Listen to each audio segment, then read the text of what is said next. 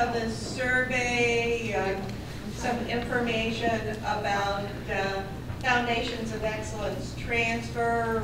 Mike has them at the back in case he missed you as you came in. We hope that, and I'm Betsy Griffin. I work at the Gardner Institute. I also am a board member for NISTS. So I'm very interested in transfer and all the ways that we do it well and all the ways that we can improve it. And this session, we hope that you will share many of the ways that you do transfer well and ways that you would like to see things done differently and learn from each other in that way. And we hope to learn from you. So I'm going to turn it over to my colleague, Gardner. Thank you, Betsy. If I call her BG, which I probably will do, it's because we have a BB. We have a Betsy Barefoot in the office, who I also happen to be related to by way of marriage. So we differentiate the two Betsy's by BB and BG. And, I'm pleased to be here with my colleague, Betsy Griffin. She has been with our organization for 8 years, and we're very different because she hasn't been with us. I'm going to make just some brief introductory comments here, and then we're going to get into the heart of the matter, which is a survey we want to hear from you. First of all, just a word about who we are. We are a nonprofit, and I proudly underscore the nonprofit. We've been in operation since 1999. We're an outgrowth of work that began at the University of South Carolina, and through the gifts of the Pew Charitable Trust, the Atlantic Philanthropies, and Lumina Foundation for Education, we were able to create a new nonprofit to do new work and not to do anything that would duplicate the work of the center that I founded at the University of South Carolina. We are located in beautiful Brevard, North Carolina, which is not on the way to anywhere. It's a small, remote, rural community, 30 miles outside of Asheville, the Blue Ridge Mountains. But it's a great place to do great work. And it's easy to think and concentrate, no traffic, climate. Anyway, that's where we are. But we work with colleges and universities all over the United States. Our principal work is around helping colleges and universities assess what they're actually doing. And this is really a remarkable idea, to come up with a plan for the totality of the beginning student experience, the transfer student experience, and most recently, the part of the college experience that I am now calling the real first-year experience, which is not a first-year seminar, much as I love that course genre. It is the gateway courses that the students are taking, and it's literally killing many of them. And we cannot improve the success of students until we do something about that. And that means improving the success of transfer students in gateway courses, so they have some credits to transfer anywhere. Anyway, it's enough about our work right now. It's not really the purpose of this session.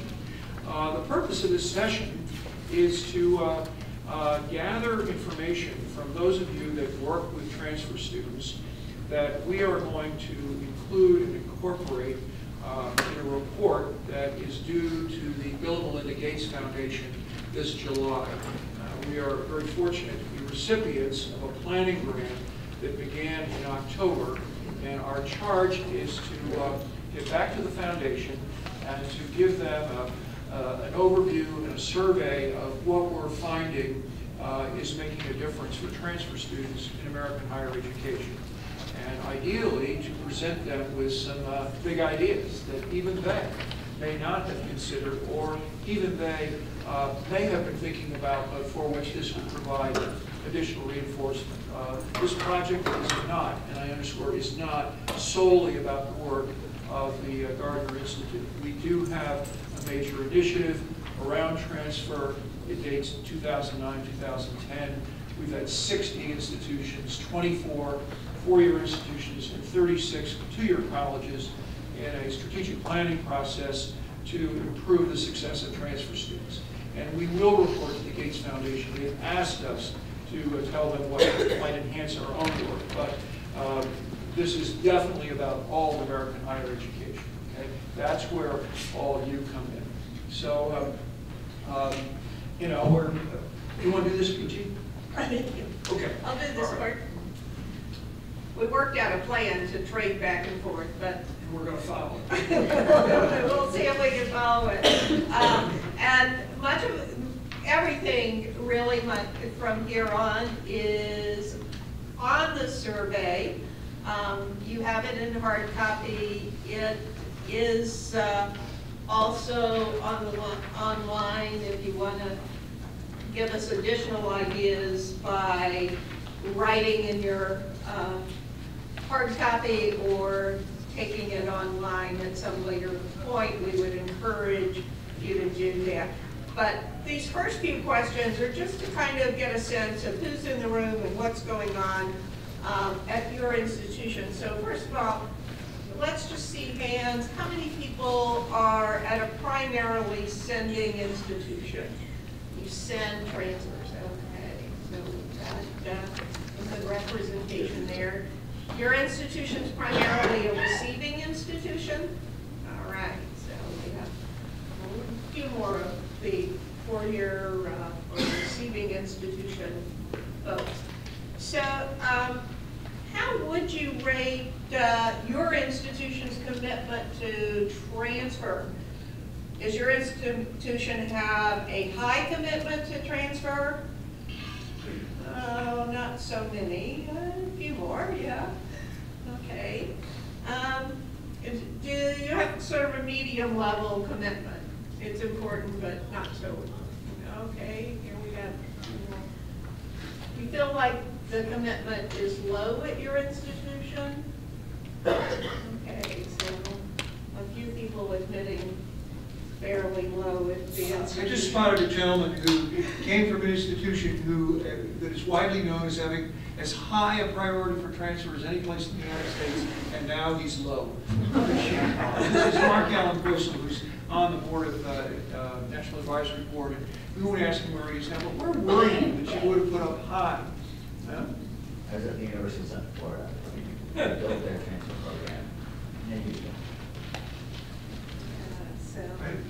Yes. To your question though, I mean, I think it's really kind of leading in the sense that there are different pockets of every institution, and if you're a large research institution, there are pieces that are very transfer oriented, and there are pieces that are not at all.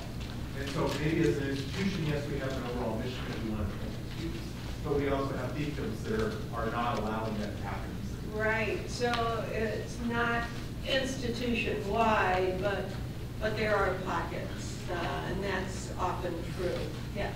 My gut reaction when I read that question is, well, you know, our institution does proclaim to be very high, prioritizing it. You know, yes, we're going to transfer. I'm a two-year institution, but then they don't put their money where their mouth is when it comes to resources. So what does that say? Right. Money talks. That's what that says.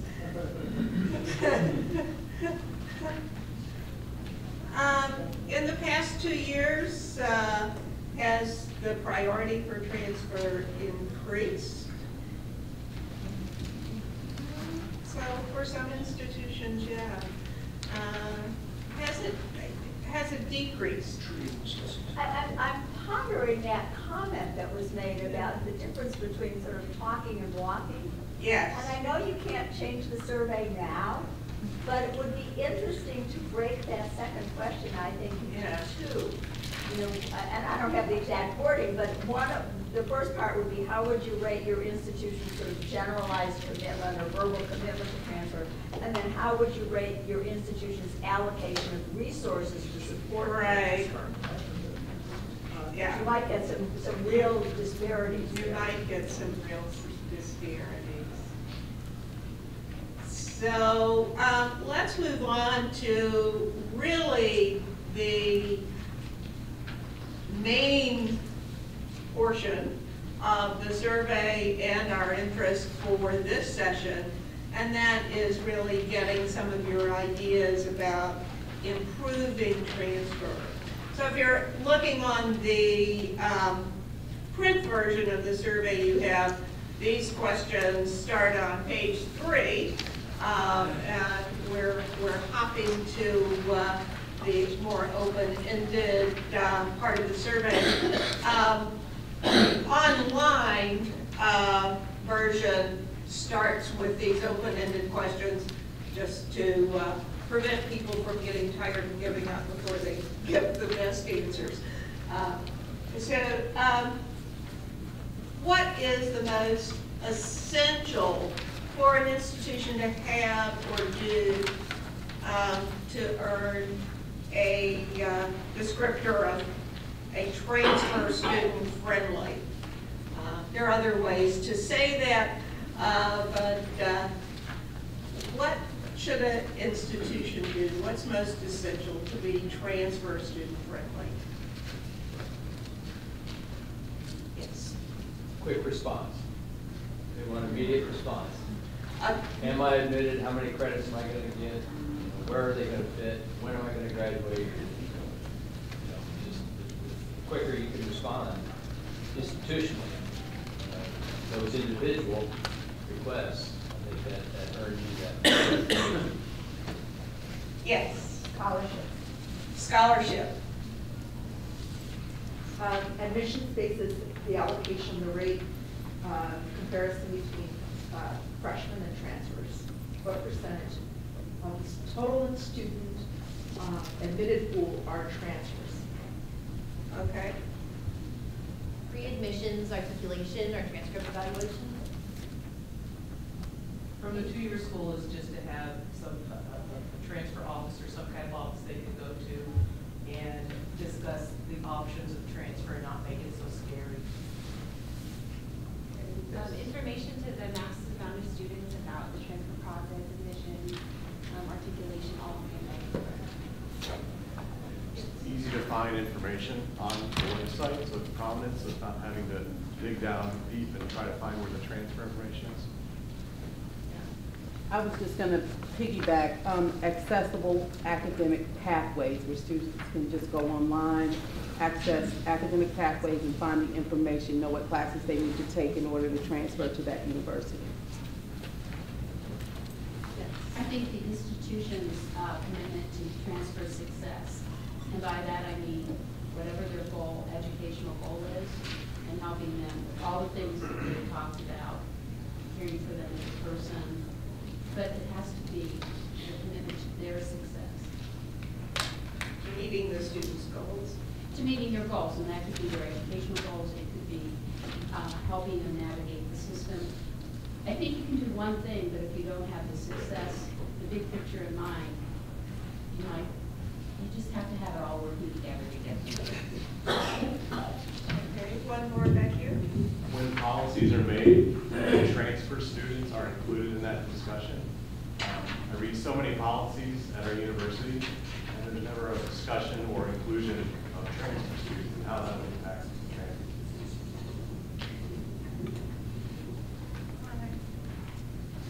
So we'll move on to our next. We've got a couple of questions here about collaboration. Name a replicable approach that you've used or that you've observed at another institution that's effective in accomplishing collaboration between transfer partners.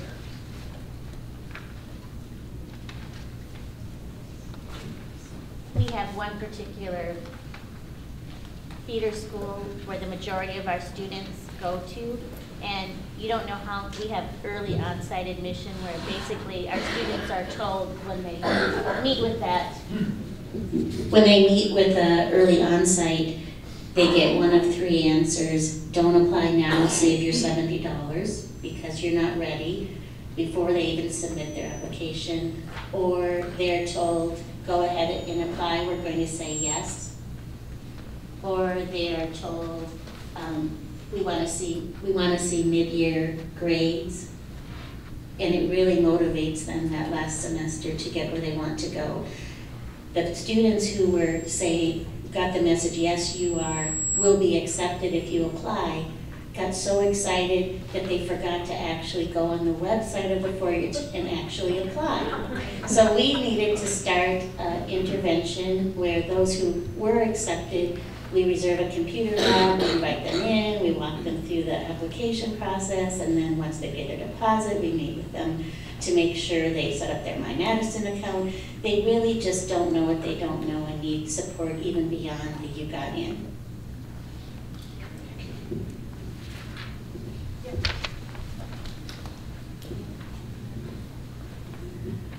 I'm a four-year campus, and we've had some success in inviting, talk really loud, our two-year campus partners. We've had transfer professional symposiums and bringing everybody to campus, answer lots of questions about process and course equivalency, and invite students to come talk about their success too. So bringing people to campus and having those conversations has been really helpful.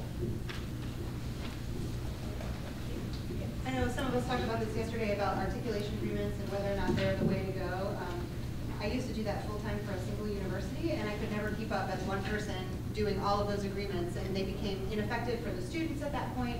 But some of us have also discussed the importance of that is getting the faculty together to really discuss the alignment between the programs.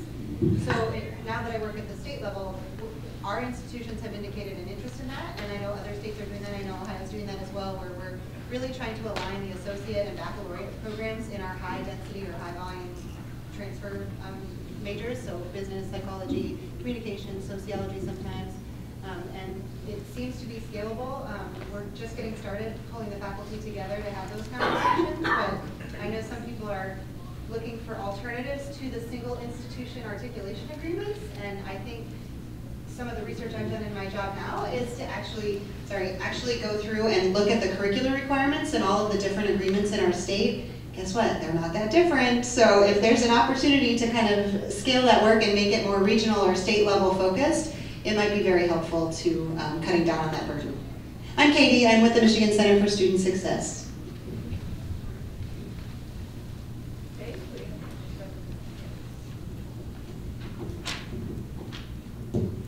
Hello, at a community college with our feeder school, which is about a mile away, we do sessions once a year where we have all the advising people, all the transfer people. There's a session in the morning and session at night. We have deans.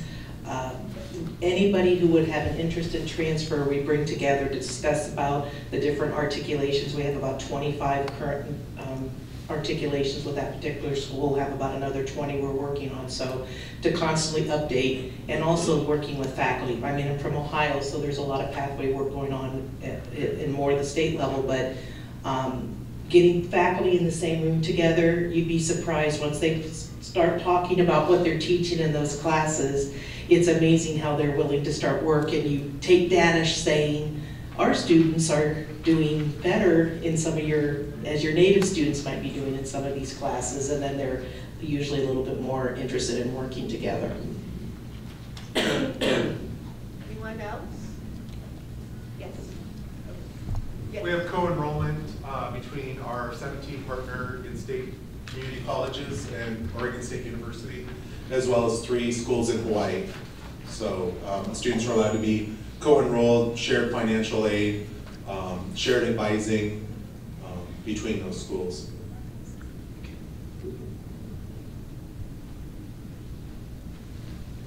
Anything else to this one? Transfer admission guarantees with the CSU UC systems. California has transfer admission guarantees that get our students really excited about the prospect of getting guaranteed admission to prominent universities. And just one more collaboration on the national level. So we in California, we have the really large kind of statewide general education systems, the Betsy and the CSU general education. And when students are looking at out-of-state schools, we'll automatically look at the schools nationally that accept Betsy or that accept CSU general education, so that the students can follow the same pathway. And so when building articulation agreements, starting with kind of statewide systems or larger systems in general, and seeing if what of that is applicable for your own institution.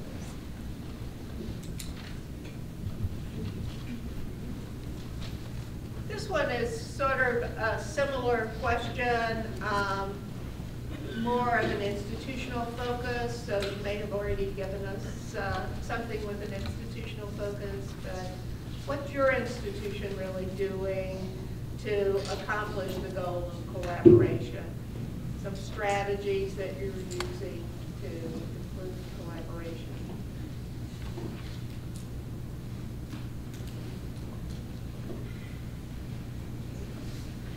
Couple back in the back there.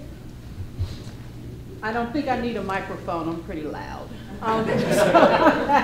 I work at a community college in North Carolina, and we work with the most popular universities that our students transfer to, and we have them come into our actual classrooms. I teach student success classes, and they make presentations to our students and actually conduct one-on-one advising sessions with students during those presentations, where they will help and do advising with those students in those presentations. So we work really closely with the universities in our area, just the most popular ones that our students transfer to, not all of the schools in the state, but we do a lot of collaborations with the universities.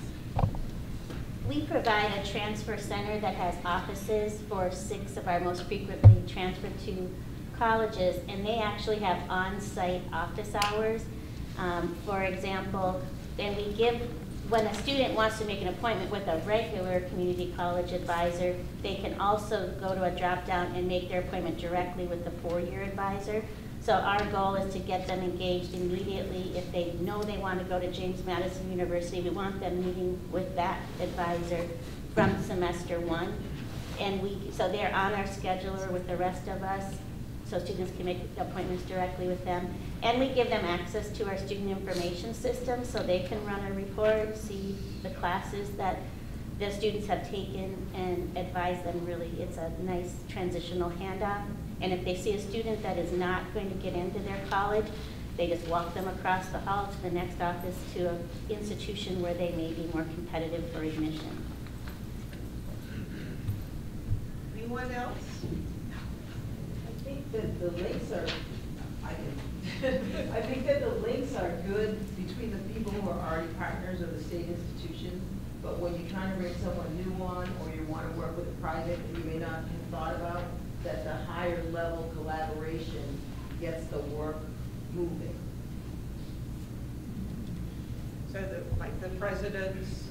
President to president, vice president to vice president.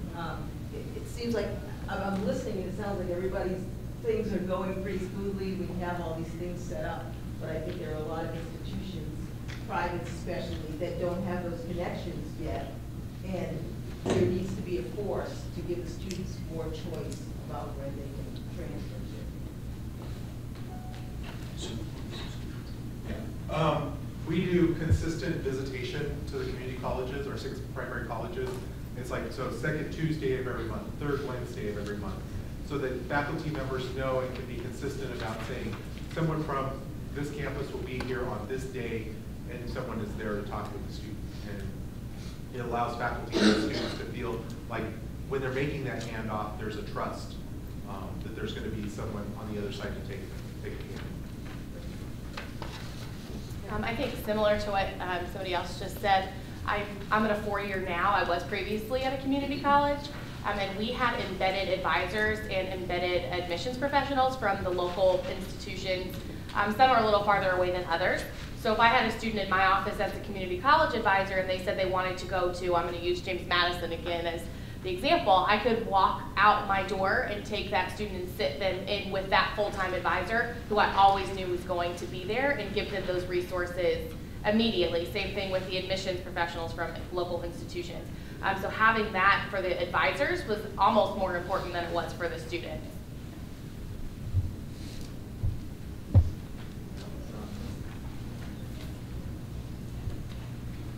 So what would help to make transfer a higher priority for your institutional leaders? We know it's high priority for a few of your leaders in here, but not so much maybe for some others. What would it take?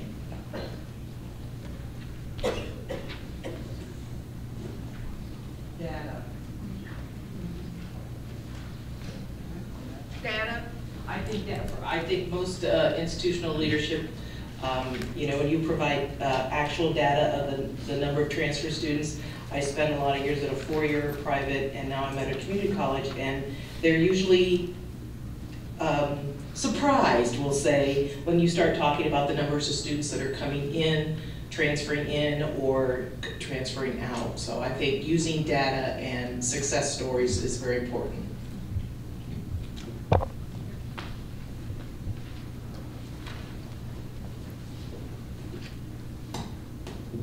Hi, good morning. I would say something that would help our university take the importance of transfer students more seriously is a change in the way the federal government measures success of students. If we could get credit for transfers graduating at our university instead of just churning different ones through to get our enrollments up, then I think everyone would take it more seriously.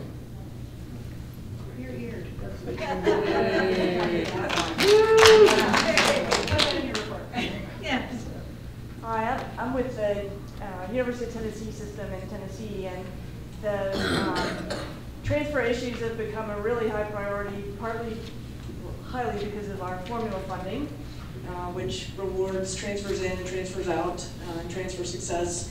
We also have a statewide articulation and transfer council that brings together leadership from public, private, and well, public and private systems once a year to talk about issues. Those things help leadership see some policy barriers that we can make exceptions for, or that we can change to make it easier for transfer students or reverse transfer students to get a degree.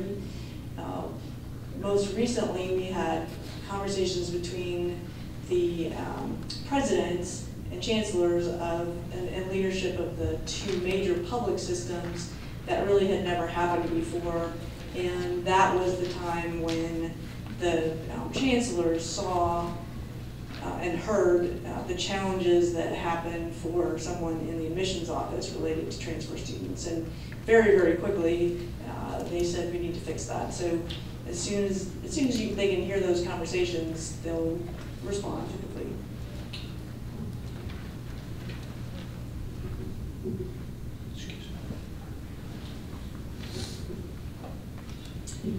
Hi, I work for a system in Minnesota, 37 2- and 4-year colleges and universities, and the latest thing that is really a big deal is the achievement, or what we're calling the opportunity gap. And so I was really pleased to hear the presentation this morning, because I think that tying in that this is a way of helping the opportunity gap, you know, through transfer would be a great way to convince our leadership.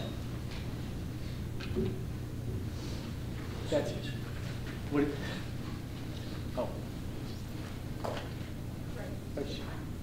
I'm from New York, and our chancellor made transfer a priority, and so lots of initiatives happened at the system level, and I think it did make a difference. Lots of institutions went kicking and screaming along the way, but mandates do help create change when it does come. What did skew our data 5 through something in?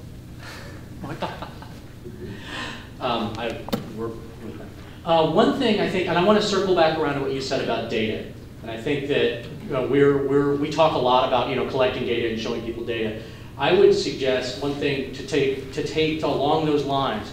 Talk to your budget officers.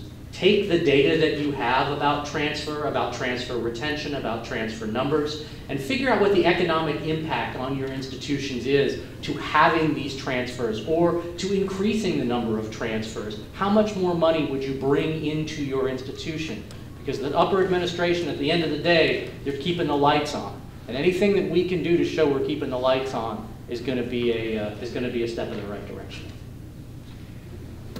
My mother's voice has just come on and reminded me that I've forgotten my manners. I should have introduced the person who just spoke, because he's another one of our colleagues. That's Dr. Mike Rosenberg, who is a technical consultant to this planning grant we have received from the Gates Foundation. Also, in the spirit of my manners, I'd like to make sure you know that the Gates Foundation is literally listening to you right now, because the foundation has a representative in this audience, the senior program officer who's responsible for this project, and that's Ms. Kelly DeForest, who's sitting right there. Also, we should have told you, but no one has made a blasphemous statement yet about their chief executive officer, so we're safe. But this session is being taped because we do not want to lose any of the pearls of wisdom. I'm so excited about what I'm hearing, so just remember that before you open your mouth. And on a number of these slides, we've got a link for the survey. It's not on that one, but it will be probably on others. And also at the very top of the paper copy, there is a link to the survey if you choose to complete this online. And if you want to complete the paper copy, we would really welcome that. And you could drop it off after the session, or we have a table elsewhere. How long is the survey open? How long would you like it to be open? Yeah, we can push it out to our colleagues if it's something that you want to see dispersed more widely. Oh, boy, that would be great. Send it to Ohio. Yeah. Okay. All right, so if we sent you all the link, you could send it out, okay? All right, well, if any of you'd like us to do that, if you would get us your contact information, we will definitely do that. The link that's on the slides is a little more friendly. It's the shorter link. There it is right there. http://tinyurl.com/jngi-survey. That's tinyurl.com/jngi-survey. Okay. Let's shift the focus now to research. So we want to ask, what are the gaps in research on your campus? On your campus. Implying is that front row students here said a minute ago, data that you don't have, but you need for informed decision making. That's a radical idea regarding transfer. Can I just add something?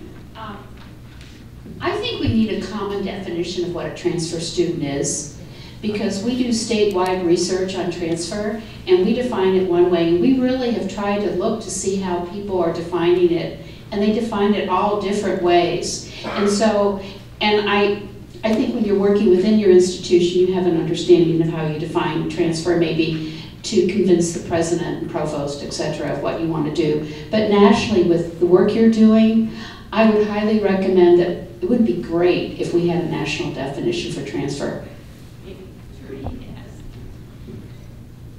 I think it's even more complicated. 2 years ago at this conference, we had some focus groups with people, and what we discovered is that within an institution, different departments generated their own definitions of transfer, so there wasn't even uniformity within the same institution.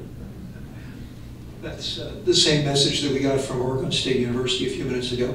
Let me share with you just a working definition of transfer in our work.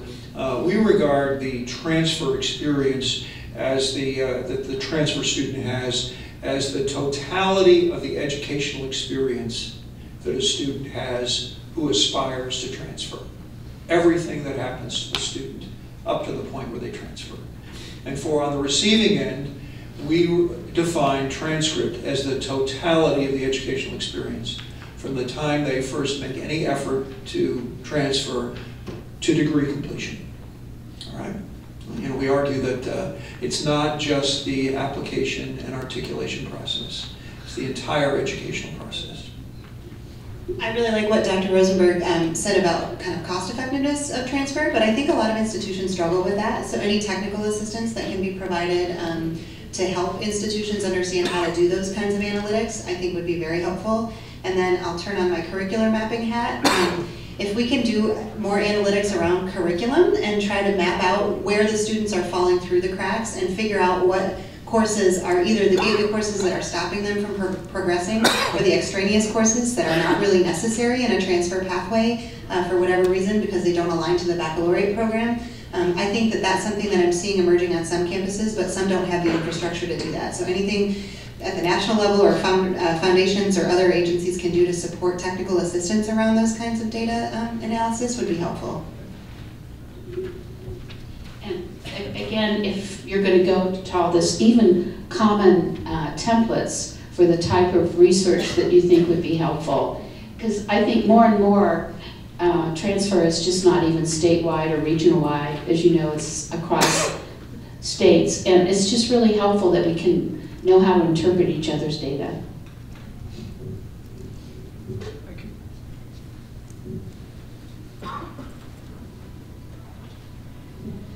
Hi, I'm from the University of Arkansas, and when you're asking about data, we have a graduation and retention office, and our institution is fairly new. It's about 5 years old. They specifically look at data for graduation and retention, and for 3 of those years I've been asking them for information on transfer. The problem is, it goes back to what the gentleman said earlier, we're first-time, full-time funded, so we can't get the data. For 3 years I've asked about transfer data, even going to my institutional research department and trying to get that transfer data. It's not important, it's not priority. And so it makes it really difficult for those of us that work in transfer to make a case to anybody that it's important. And when I go to my faculty and say, I need more classroom space because I'm gonna have 1,200 transfer students, well, Teresa, I can't help you with that because I have to focus on getting these students through because that's how we're funded. So that's where our data problem comes in, is that we just don't have any. And you're a flagship university. I'm a flagship university. I have been reminded by Betsy that I neglected to start with the question about the gaps in the national transfer research base. So let's go back and look at that for a minute. If you had national evidence, research outcomes that would help you in your campus-specific work, what's missing? What would you have that you need? I think we need GPAs of graduating transfer students as compared to first-time freshmen. If we can prove that transfer students graduate with similar or GPAs as native students, I think that will help dispel some of these myths, get faculty to engage with that. And reduce prejudice. Yes. Yes. Okay. You don't need a microphone. We know very little about how students actually choose their transfer institutions.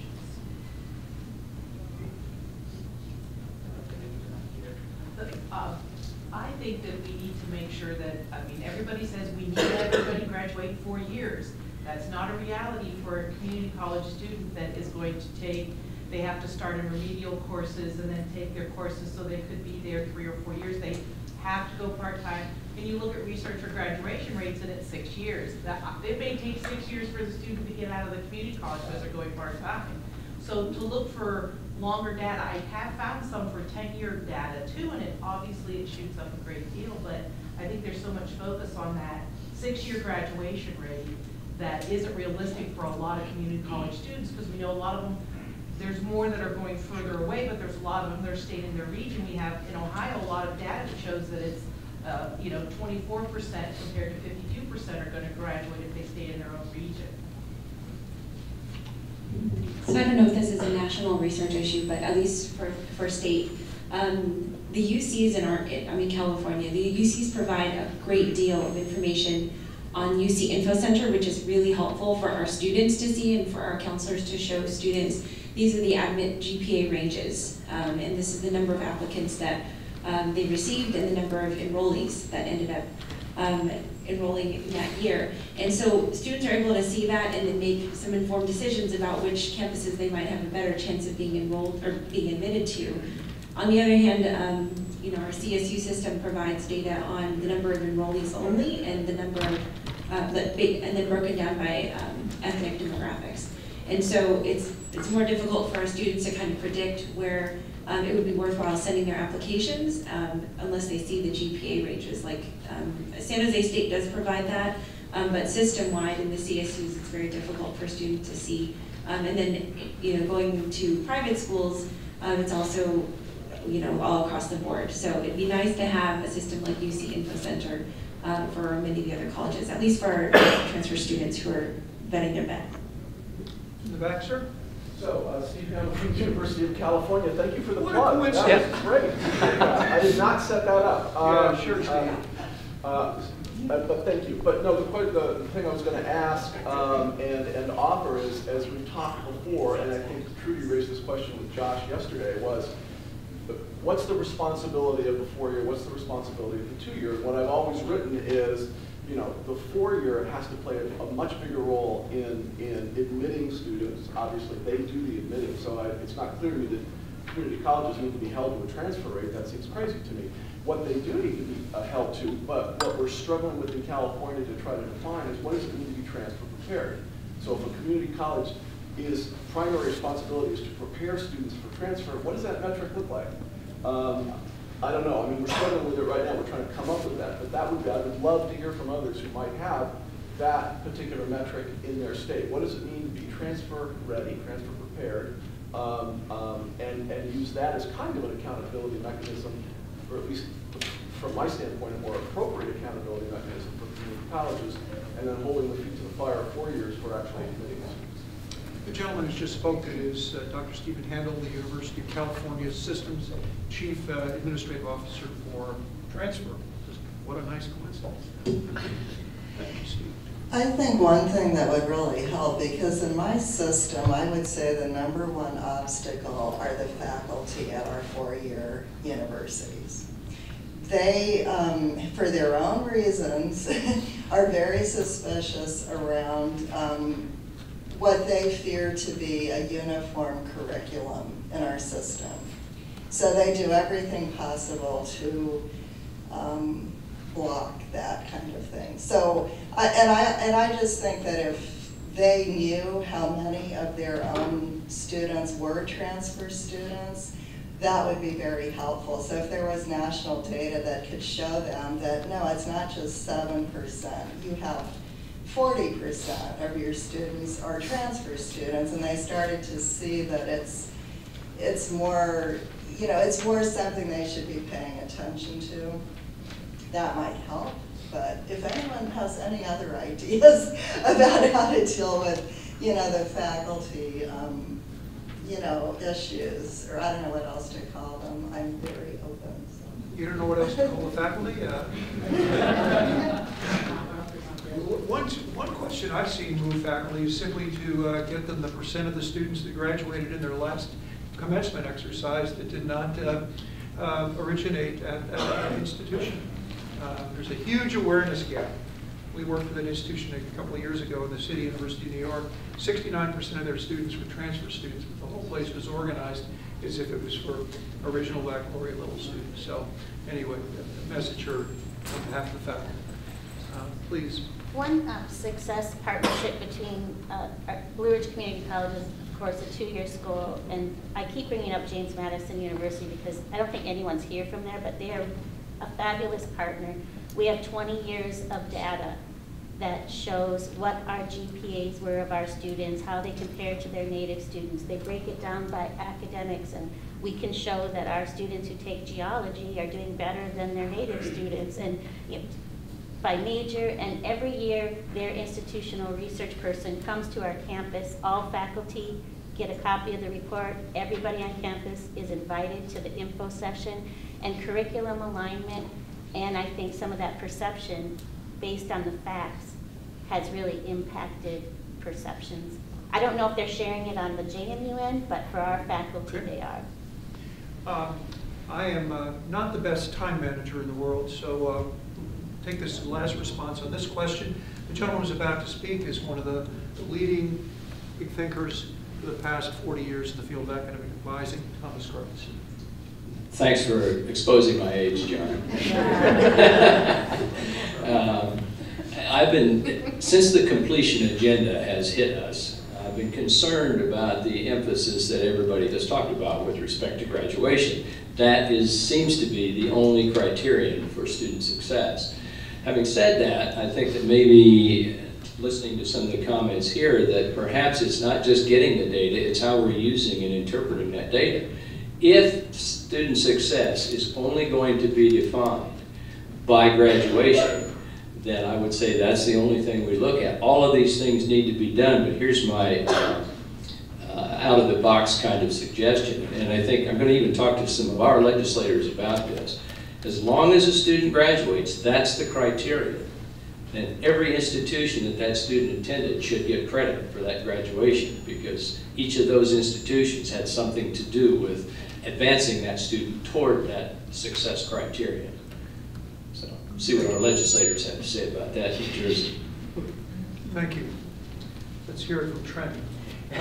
I'm going to combine two questions, and the one question is with respect to state policy.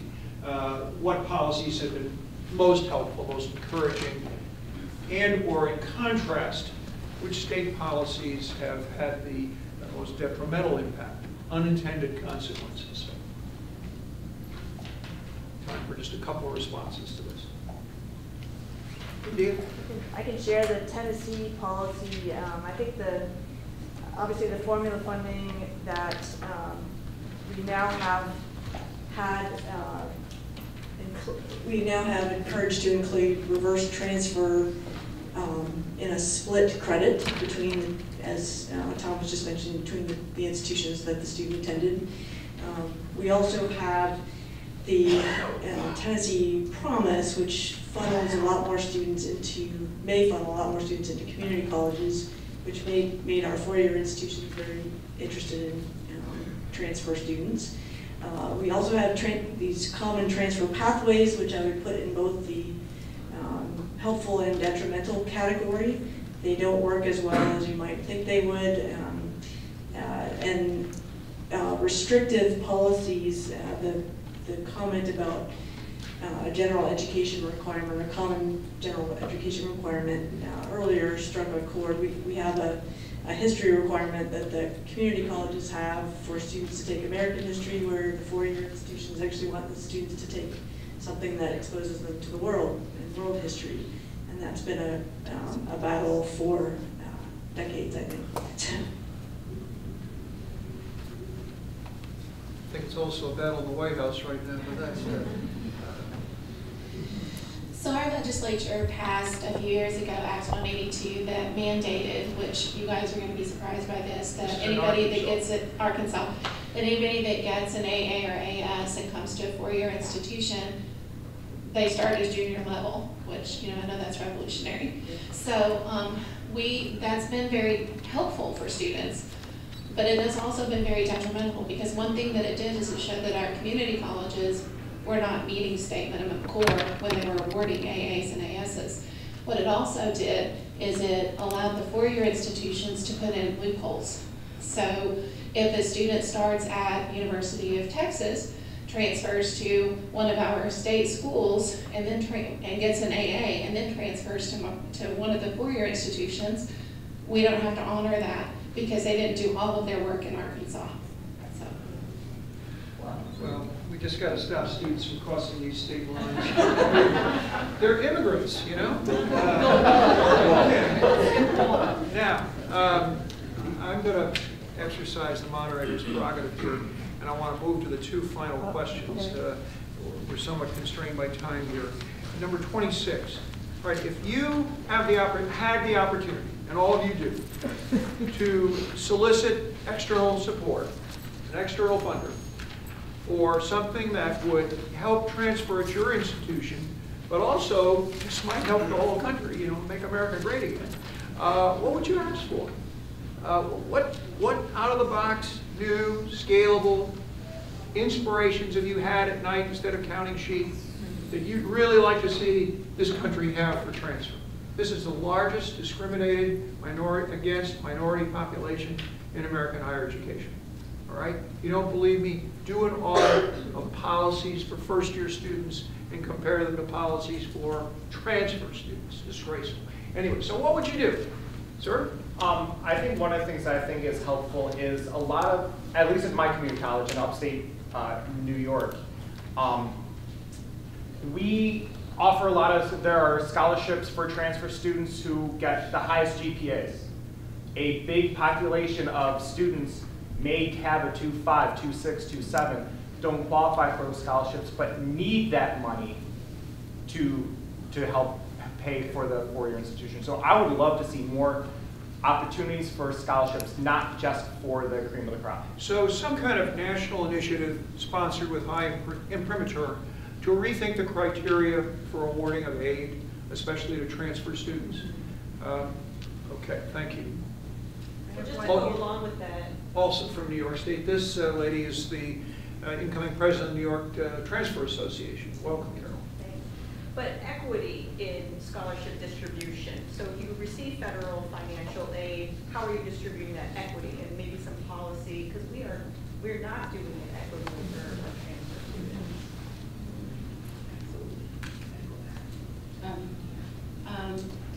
I would like to say that for me it's really important that we think of choice and fit for transfer community college students, especially those that are high performing, but also looking at the students that are in the middle range to make fit and choice as a way to encourage students to perform even better. I work with community college students in the New York City area to get them to selective and highly selective institutions.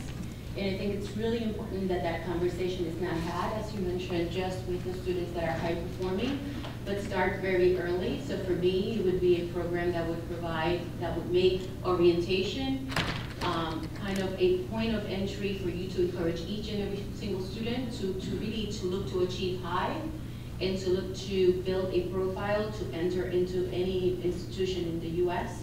And then if they so decide that the best college is the one that is attached to their community college, that is fine, but to me, choice is key.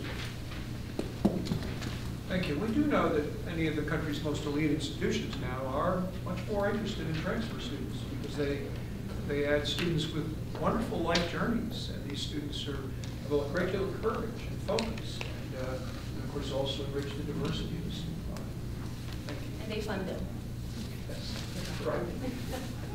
Just wanted to add, summer institutes similar to the ones that UCLA talked about this morning are a great way to also aid and improve that transfer culture. We saw what a difference the federal government made in 1965 when it launched the concept of Summer Bridge and the Upward Bound program, TRIO, and replicated by several states. California has a long history in the CSU system of summer bridges, the City University of New York. But this notion of what we could do with students on a large scale in the summer, yes. Thank you. Please. Okay, I'll be brief. I have two things. One, if we're talking about traditional age students, I like this notion of curricular alignment. I'll say that until I go to my grave. I think it's very important that associate degree and baccalaureate degree requirements are aligned so that students can get both degrees because life happens and they don't always finish their ultimate goal. So if we're talking about the traditional student that's planning for their transfer from high school and beyond, then I think that's important. What I think we're missing on the national scale is work to be done for these some college no degree adult students that all of us really need to meet our attainment goals. And I know that some of the foundations have those attainment goals and completion goals, but if we're not going to meet those students where they are, who haven't had the advantage to plan for this 2+2 kind of experience, we have to do work around credit for prior learning. Of course, I work with military credit quite often, so I'll use that as a tangible example of that, but we need to do more that's scalable and that is pervasive to help those students, the non-traditional, the adult students. As a veteran, I appreciate what you're doing for us. Thank you. Please. I think I'd just like to see us as a nation get away from that idea. We focus so much on the core courses that the students had to take to get, oh, at this institution you have to take this, and you didn't have it there. So as a nation, if we can recognize the core education of a student who has completed an associate degree, specifically an A or an AF nationwide, and get away from that to recognize, okay, they've had a broad enough curriculum. Let's focus more on what Dr. Handel said, where these are the about preparing them for the skills that they need to be successful at the next level, not necessarily you know, that of course if they need a specific course for a specific major, that's one thing. But those skills that they need to be successful in this, let's focus more on that. What makes a transfer student be a prepared transfer student in the general sense of the word, and recognize that they've done that sort of liberal arts core, they've completed a degree, and recognize that and focus more on what makes them, you know, a successful student in the sense of transfer. Robin, you've made a natural segue here to the last question, which was, again, from the national perspective. So, Robin, suppose you work for a major foundation. That foundation, even though it has vast resources compared to what you have in your own work, it still has limited resources. It's got to make choices, got to have priorities. And you're a program officer, and you have to explore, you have to persuade the senior officers of your foundation to make an investment that would help our great country. What would you tell them? I think that faculty talking to each other is very important. Getting the faculty together, and so they can realize what their students are learning at the institution. Make that investment it's just like when you talk about crossing borders, crossing cultures. You know, when you talk to somebody from the country, from you understand them more, you learn about the same thing. Let's get the conversation, you know, complete the conversation. Let's stop, you know, let's stop penalizing transfer students. In some foundations, there's been a real reluctance to invest in faculty. And my sense is that that's changing. So that's your message. And for the reasons that the woman over here, she didn't identify her state, but where she said the faculty were the obstacle in having something more like a common curriculum. Who else has an idea? I want to follow up a little bit on that and the other comment about curriculum alignment. Until we figure out a way to align secondary school, community college, and university so it's all the way through, so they're not spending a lot of time in community college doing remedial and those sorts of things, we're really going to struggle with the whole transfer piece and that preparation piece. And so if we can get foundations to get teachers and faculty of community college and university, get them all in a room and figure out what's the math pathway. When do we have to start? What do we have to do to get a student from 8th grade math through whatever appropriate level it is at the university that they need for that program? If we can do that, it's going to be a lot easier for students. When you talk about the gateway courses, we're not getting them that, and when they get to the stumbling blocks, a lot of our transfers are the first ones to drop out when they stumble. And that's, everybody get that concept? Some kind of national alignment process for K through 12 and higher education around this mobility pattern. Please. I hear a lot about alignment, and I'm from California. I spent a couple of decades with Dr. Hamel at the University of California, and I'm now at Diablo Valley College, a community college. A lot of the alignment happens in our state. It really starts with curriculum, and it would be really great to see articulation happen on a national level. You know, in California, we have one of the most complicated, complex transfer systems, but we make it work because we have articulation across the state, and a lot of our degrees align because of the articulation. And then one of the obstacles that our transfer students face is when they want to then transfer out of state to another four-year college somewhere else, and we can't determine for that student what are those comparable courses that you can take that are going to prepare you for that same or similar degree that we have in California. And so that's one of the biggest obstacles in terms of students who want to transfer to your states and your universities from California. I think in hearing what this gentleman said, this lady said, I actually think this is a broader understanding of what we need for alignment. Here we're focusing on post-secondary institutions. I've also had experience in early elementary and in secondary, and that alignment, if we can't even align our state standards for K through 12, we're going to have trouble aligning a curriculum from our state standards all the way through to our post-secondary standards. And I think that's exactly what we need, because we have students thinking about college in middle school, and they're already planning their transfer from the CTC that they want to do in high school to a community college, to this four-year college, to also graduate studies in their master's and in their doctoral programs. And And if they're already thinking along that pathway and we have no resources in place to be able to support that or provide them with the information that they need, that's a big problem. It is. Ladies and gentlemen, the speakers from the Pennsylvania College of Technology, thank you very much. It would appear that what we have done here, oh, by the way, I invite you to write your suggestions and send them to the United States Secretary of Education. Particularly focus on K-12. Now, what we've done here, pardon me? I was just going to say with the math initiative, there's already a national initiative to do what you're talking about. The Lumina is helping to support Complete College America and a group of mathematicians from across the country. And they're meeting in March to talk about doing some of the things that are being done statewide, bring it up to scale. Because what you're talking about is so key to the success of any student to be in the right math course in order to reach their educational goal. So I just wanted you to know that there is hope and there are people working on the math. But they have been for a long time. That's true, they haven't. They haven't progressed any farther in the last 10 years. Well, They've been working on it. well, I can say in Ohio, we've made drastic changes within the last 3 years with our math pathways. And that is happening in the states who have been doing this through Complete College America.